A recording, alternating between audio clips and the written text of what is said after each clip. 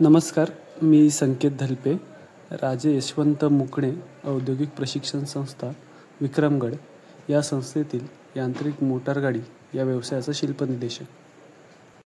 या व्हिडिओमध्ये आपण गाडीमध्ये वापरल्या जाणाऱ्या बॅटरीबद्दल माहिती घेणार आहोत. कशासाठी वापरतो बॅटरी? गाडी स्टार्ट करण्यासाठी, इंजिन स्टार्ट करण्यासाठी. पहिल्यांदा तर तोच वापर आहे बॅटरीचा. इंजिन स्टार्ट करण्यासाठी आपल्या स्टार्टर मोटरला जी इलेक्ट्रिकल पॉवर लागते, इलेक्ट्रिकल एनर्जी लागते, ती आपण कशामध्ये battery battery electrical energy store करायचं काम करतो. बॅटरीचे आता दोन प्रकार असतात. बॅटरीमध्ये एक ड्राय सेल बॅटरी आणि एक wet cell battery. Dry cell battery म्हणजे जी आपल्या घड्याळामध्ये वगैरे जे आपण वापरतो, तर त्यांना ते ड्राय सेल बॅटरी असं म्हणतात. आणि वेट सेल बॅटरी म्हणजे आपल्या गाडीमध्ये जो वापरतो, ठीक आहे, त्याच्यामध्ये आपलं इलेक्ट्रोलाइट असतं. इलेक्ट्रोलाइट म्हणजे काय? एक सोल्युशन असतं. कसलं? एक ऍसिड आणि पाण्याचं सोल्युशन असतं. त्यासाठी आपण हे म्हणतो वेट सेल बॅटरी असं म्हणतो. ठीक आहे. आता ह्या बॅटरीमध्ये किती वोल्टची बॅटरी? 12 वोल्टची बॅटरी, बरोबर. तर बॅटरीमध्ये किती? ह्या बॅटरीमध्ये आपल्या सेल आहेत, एकूण 6 सेल आहेत. हे जर तुम्ही खोलून बघितलं वरचं कव्हर, ठीक आहे, बॅटरीचं कव्हर खोलून बघितलं तुम्हाला कळेल. याच्यामध्ये हे असे 6 सेल आहेत. ठीक आहे. प्रत्येक सेलचे जे कंपार्टमेंट आहे त्याच्यामध्ये पॉझिटिव्ह आणि निगेटिव्ह प्लेट अशा लावलेल्या आहेत, अशा प्रकारे लावलेल्या आहेत. त्यांच्यामध्ये गॅप म्हणजे त्या कॉन्टॅक्ट होत नाही एकमेकांना. ठीक आहे. पॉझिटिव्ह आणि निगेटिव्ह प्लेट. त्या प्लेट कोणत्या मटेरियल पासून बनलेल्या आहेत? तर लीड पासून. एक जी पॉझिटिव्ह प्लेट आहे तुमची, ती तुमची लीड ऑक्साईड पासून बनलेली असते. त्याचा फॉर्म्युला आहे PbO2. आणि जी निगेटिव्ह प्लेट आहे ती तुमची लीड पासून बनलेली आहे. फॉर्म्युला फक्त PB आहे. ठीक आहे. आणि इलेक्ट्रोलाइट सोल्युशन जे आहे ते तुमचं आहे H2SO4 म्हणजे हायड्रोजन सल्फेट किंवा सल्फ्युरिक ऍसिड यापासून तेल आणि त्याच्यामध्ये पाण्याचं मिश्रण. पाणी म्हणजे कोणतं? आपलं डिस्टिल्ड वॉटर, आपलं पिण्याचं पाणी नाही. ज्या पाण्यामध्ये दुसरा कोणताही मिनरल नाही, क्षार नाही, क्षारविरहित पाणी, असं डिस्टिल्ड वॉटर तुमच्या याच्यामध्ये सोल्युशन मध्ये टाकलेलं आहे. ठीक आहे. आता बॅटरी आपली डिस्चार्ज कधी होते? डिस्चार्ज आणि चार्ज. बॅटरीमध्ये दोन प्रोसेस होतात, तर डिस्चार्ज आणि चार्ज. डिस्चार्ज केव्हा होते? जेव्हा तुमचं गाडीचं इंजिन बंद असेल. गाडीचं इंजिन बंद असेल त्यावेळी तुमची बॅटरी डिस्चार्ज होते. म्हणजे तुम्ही समजा गाडीमध्ये बसून लॅम्प लावला किंवा फॅन लावला, हेडलाईट चालू केलं, तर मग त्यावेळी तुमची बॅटरी डिस्चार्ज होणार. ठीक आहे. जेव्हा तुम्ही स्टार्टरचा हे करता, इग्निशन स्विच ऑन करता आणि स्टार्टर देता गाडीचं, तेव्हा काय होतं? त्यावेळी पण तुमची बॅटरी थोडी डिस्चार्ज होतं. जसं तुमचं इंजिन सुरू होतंय तेव्हा मग तुमच्या इंजिनच्या याच्यासोबत, इंजिन क्रँकशाफ्ट सोबत तुमचा अल्टरनेटर पण फिरायला लागतो आणि अल्टरनेटर तुमची बॅटरी परत चार्ज करायला सुरुवात होतो. तेव्हा बॅटरी डिस्चार्ज न होता चार्ज फक्त कसं जेव्हा तुमचं इंजिन बंद असेल तेव्हा चार्ज. ठीक आहे. आता बॅटरीचं व्होल्टेज किती असायला पाहिजे? 12 वोल्ट. सगळ्यात आधी काय असायचं, जे मोठ्या गाड्या आहेत, ट्रक वगैरे आहेत, त्याच्यामध्ये 24 वोल्टच्या बॅटरी वापरल्या जायच्या. पण आता सगळीकडे 12 वोल्टच्या बॅटरी वापरतात. फक्त बॅटरीची आता कॅपॅसिटी वेगवेगळी असते. जे इंजिननुसार कॅपॅसिटी बदलत असतो. कॅपॅसिटी कशावर ठरते? ही बॅटरी जेवढं करंट प्रोव्हाइड करेल आपल्या इंजिनला लागणार आहे, इंजिनला किंवा जे ऍक्सेसरीज आहेत गाडीचे, हॉर्न म्हणा किंवा तुमचे लाईट म्हणा, त्यासाठी जेवढं तुम्हाला करंट लागणार आहे त्या करंटवर तुमची बॅटरीची कॅपॅसिटी डिपेंड असते. ठीक आहे. आता छोट्या गाड्या असतात, बाईक पकडली आपण, समजा ज्या बाईकला स्टार्टर मोटरच नाही, तर त्या बाईकला कमी कॅपॅसिटीची बॅटरी लागेल. त्या बाईकमध्ये तुमच्या 2.5 अँपिअरची बॅटरी वापरतात. आणि ज्या बाईकला तुमची स्टार्टर मोटर आहे, ती स्टार्टर मोटर रन करण्यासाठी जास्त अँपिअरचं बॅटरी लागतात. त्या गाडीमध्ये तुमची बाईकमध्ये, स्टार्टर मोटरच्या बाईकमध्ये 7 अँपिअरची बॅटरी वापरतात. ठीक आहे. असंच पुढे वाढत जाऊ तर समजा तुमची एखादी गाडी आहे 800 ते 1000 सीसीची पेट्रोलची गाडी आहे, पेट्रोलची कार आहे. ठीक आहे. 4 सिलेंडर. तर मग त्या गाडीमध्ये तुमचं 35 अँपिअरची बॅटरी वापरतात. आता आपल्याकडे जी अवेलेबल आहे ती पण 35 अँपिअरची बॅटरी आहे. ते लिहिलेलं आहे बघा, पुढे लिहिलेलं 12 वोल्ट 35 अँपिअर आर. ठीक आहे. अँपिअर आर मध्ये कॅपॅसिटी मोजतात तिची. 35 अँपिअरची गाडी बॅटरी तुमच्या 800 ते 1000 सीसी मध्ये वापरतात. ठीक आहे. त्याच्या पुढे जसं जसं वाढत जाईल तशी बॅटरीची कॅपॅसिटी वाढते. म्हणजे जर समजा तुमची 3 लिटरचं इंजिन असेल आणि गाडी असेल तुमची डिझेल गाडीला नेहमी तुमची बॅटरीची कॅपॅसिटी जास्त असते. ठीक आहे. 3 लिटरच्या इंजिन मध्ये तुमची 60 अँपिअरची बॅटरी वापरली जाणार. ट्रक असतील मोठे तर त्यांच्यामध्ये 180 अँपिअर आरची बॅटरी वापरली जाणार. अशा अँपिअर आर त्याच्यानुसार कॅपॅसिटी ठरते तुमची. व्होल्टेज सेम राहणार. 12 वोल्टची बॅटरी 12 वोल्टच राहणार. ठीक आहे. आता 12 व्होल्ट म्हणजे एक्झॅक्टली 12 व्होल्ट देणार नाही बॅटरी. आता जो प्रत्येक सेल मी म्हटलं तुम्हाला एक एक कंपार्टमेंट आहे, त्याच्या आतमध्ये एक एक कंपार्टमेंट आहे आणि ते वेगवेगळे वेगवेगळे म्हणजे काय, मध्ये त्यांच्या एक पार्टिशन आहे फायबरचं. जी बॅटरी तुमच्या मटेरियल पासून बनलेलं आहे त्यांच्यामध्ये एक एक पार्टिशन आहे. त्या पार्टिशन मध्ये तुमचं प्रत्येक कंपार्टमेंटमध्ये तुमच्या एक पॉझिटिव्ह आणि एक निगेटिव्ह अशा 2 प्लेट आहेत. त्यांच्यामध्ये एक सेपरेटर आहे प्रत्येक प्लेटमध्ये, कारण ते एकमेकांना टच नको व्हायला म्हणून.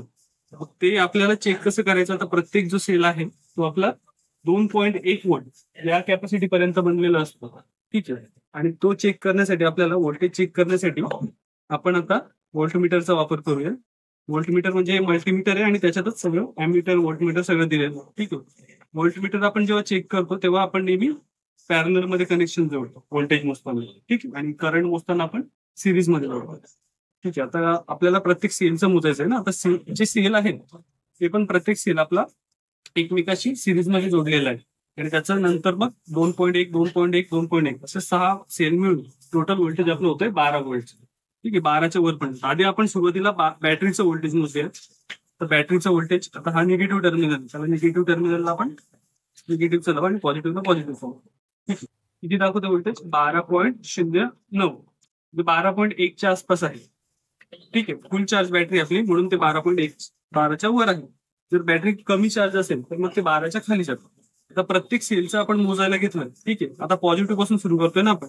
इथे पॉझिटिव्ह टाकू आणि त्याच्या ऍडजस्टंट जो सेल आहे त्याच्या बाजूचा जो सेल आहे त्याच्यामध्ये निगेटिव्ह टाकू. तर प्रत्येक सेलचं बघा, आतमध्ये जोपर्यंत डीप होत नाही तोपर्यंत व्होल्टेज कळत नाही. किती आहे? 2.0. ठीक आहे. 2च्या वरच आहे. असंच सरकवत प्रत्येक सेलचं आपण चेक करू. सगळे 2च्या वर आहेत. 2च्या वर आहे. ठीक आहे. आणि शेवटच्या सेलचं आपण टर्मिनलची जोडून.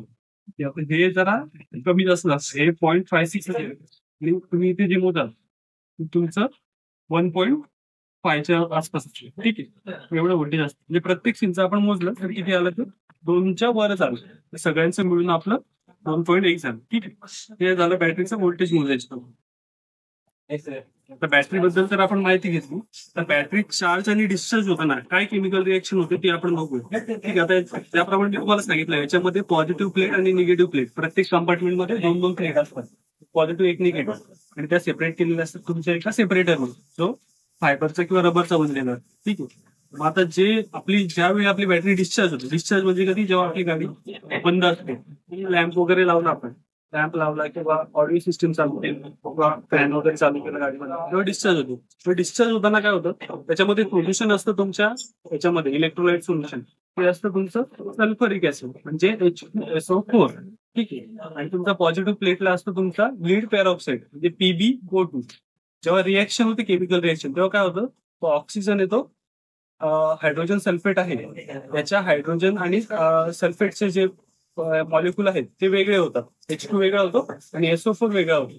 ठीक आहे. H2 तुमचा लीड पेरॉक्साईड आहे, त्याच्या ऑक्सिजन एका ऑक्सिजन बरोबर रिॲक्ट करतो आणि त्याचं पाणी बनतं, H2O बनतं. ठीक आहे. आणि जो सल्फेट आहे तुमचा, जो लीड आहे निगेटिव्ह टर्मिनलचा लीड, त्या लीडच्या कंपोनेंटशी जाऊन तिथे रिॲक्ट करतो आणि त्याचं लीड सल्फेट बनतं PbSO4.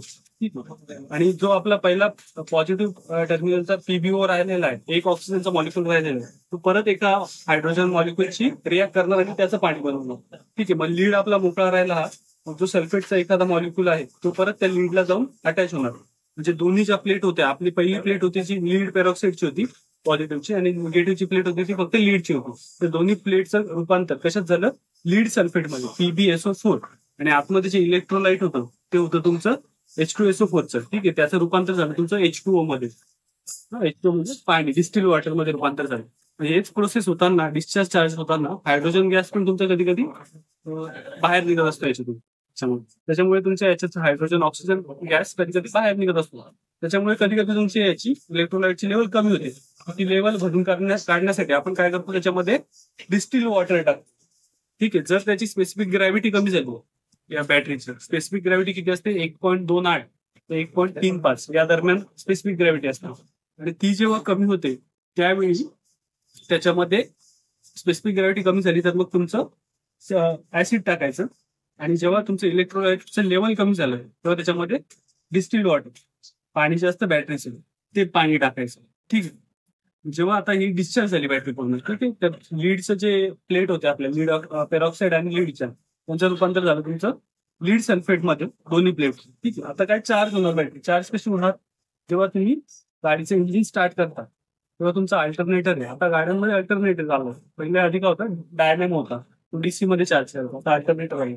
तो चार्ज करण्यासाठी तुम्ही काय करणार, अल्टरनेटर गाडी चालू करणार, अल्टरनेटर फिरणार इंजिनच्या सोबत. ठीक आहे. किंवा दुसरं ऑप्शन काय तुमचा, एखादा बॅटरी चार्जर घ्यायचं आणि त्या बॅटरी चार्जरने तुमची बॅटरी चार्ज करायची. म्हणजे आपल्या वर्कशॉप मधल्या इलेक्ट्रिक सप्लायने मी चार्ज करू शकतो. ठीक आहे. बॅटरी चार्जर नसेल तर मग गाडीवरच चार्ज होणार तुम्ही.